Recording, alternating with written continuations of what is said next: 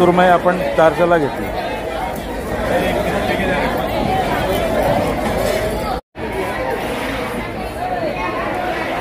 नमस्कार मित्रांनो, स्वागत आहे तुमचं माझ्या यूट्यूब चॅनलमध्ये। सो फ्रेंड्स, आज आम्ही बनवणार आहे कोकण पद्धतीने कोकण फिश करी।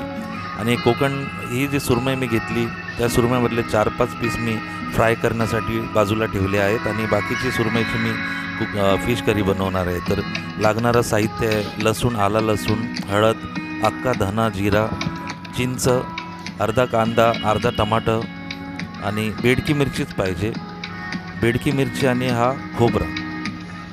तर आपण वाटून घेऊया आता।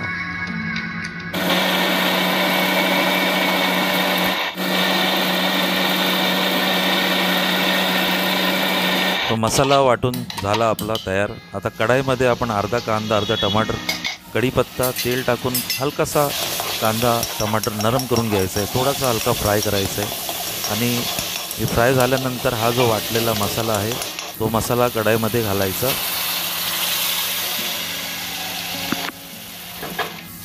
हा मसाला पण चांगला भाजून झाल्यानंतर यात आपल्या चवीनुसार मीठ, लिंबू व कोकम घालायचं आहे। आणि उकळी आल्यानंतर हे सुरमईचे बारीक जे पीस कट केलेले आहेत ते सुरमईचे पीस या करीमध्ये घालायचे आणि फक्त 5 मिनिटांनी ही करी तयार होणार खाण्यासाठी आपल्याला। तर खूपच इझी आहे, तुम्हीसुद्धा बनवा।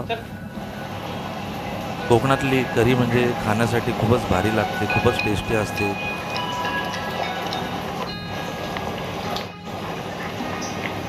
तर करी तयार झाली आहे, कोकण फिश करी तुम्ही बघू शकता। हे बघा, व्हिडिओ आवडला तर लाईक करा, शेअर करा, चॅनलला सबस्क्राईब करा।